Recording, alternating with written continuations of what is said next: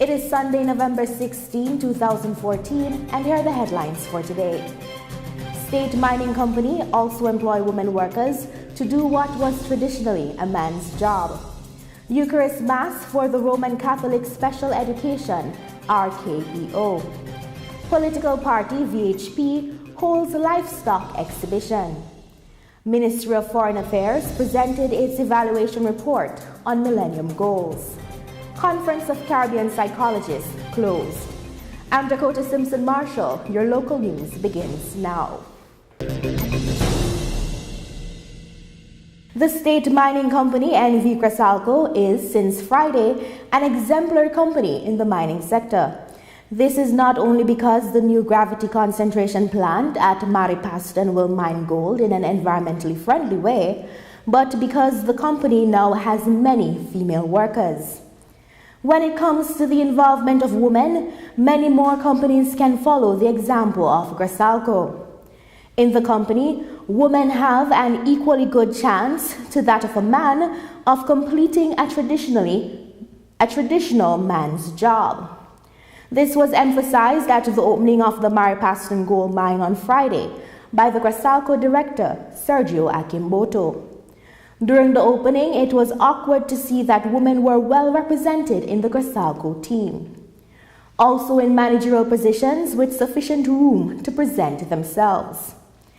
Tirza Kasowi Joyo is head of the processing unit at Crescalco. Akimboto also indicated in his speech that the women in the surrounding villages will not be forgotten when it comes to filling a position within Crescalco.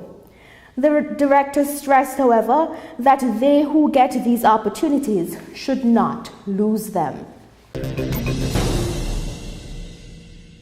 It is an annual tradition that the Roman Catholic Special Education, RKBO, holds a Eucharist Mass, and this year, under the theme Love and Hope for a Brighter Future, the tradition was kept alive. School principals, teachers, and the RKBO office staff together arrived at the St. Peter and Paul Basilica last Friday for the special Thanksgiving service that was hosted primarily to encourage teachers and to thank God for all benefits which He bestowed. They also used the Mass to ask the Almighty to pour out His Holy Spirit so that the commitment to education and support of the students may be blessed. Henk Jesuran, chairman of the board of RKBO, noted that the prayer was said amidst the very real challenges that the education sector currently faces.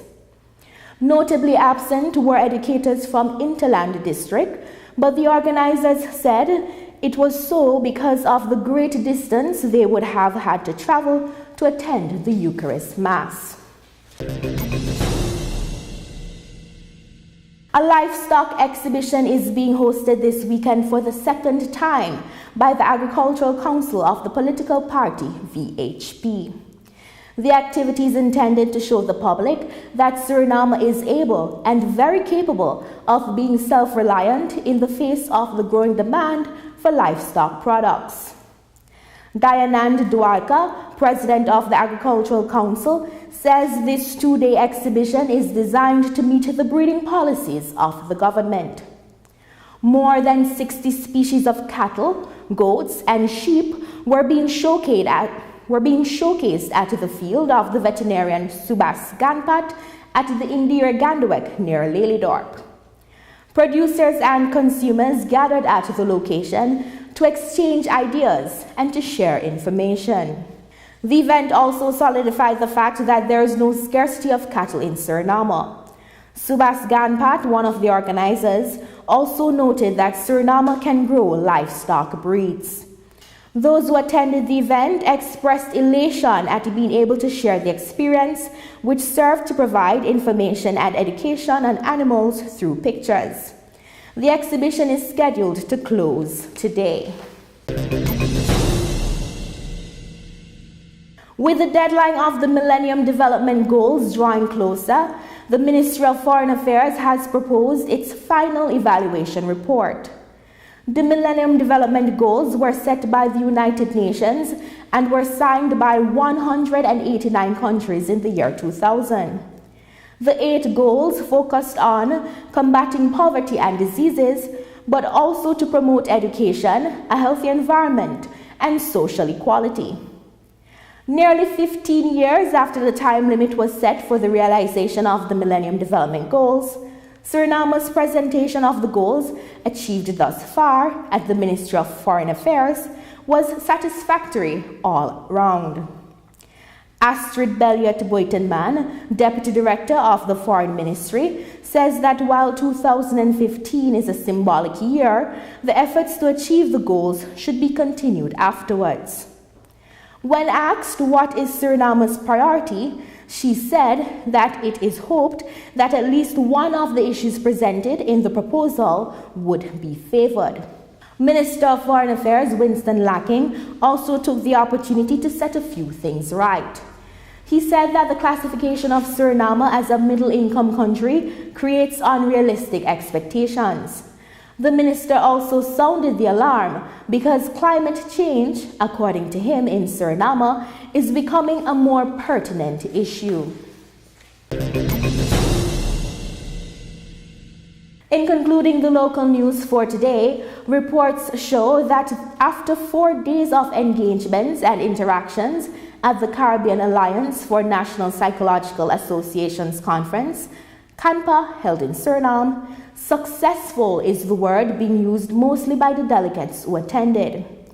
Dr. Hava Thompson, outgoing president of the association, says the success of the conference is measured by the fact that the conference united psychologists from 12 Caribbean member states, as well as representatives of the diaspora and the international community, in order to unmask and recognize what the past has done, assess the current state, and to begin to develop strategies to tackle and make a difference in the future lives of the Caribbean people. The first conference was held in the Bahamas in 2011. Dr. Thompson said that among the reasons why CANPA was formed was to address the specific psychological needs of the Caribbean, as opposed to that being addressed by countries of the First World, North America. The conference offered an opportunity for psychologists to share the work being done in the Caribbean, by the Caribbean, for Caribbean people. Countries represented at the conference were the Bahamas, Cuba, Grenada, Puerto Rico, U.S. Virgin Islands, Trinidad and Tobago, Jamaica, Guyana, Haiti, Martinique, and the Dominican Republic. Thank you for watching your local news. Join us again tomorrow, same time, same station for more. Have a good day.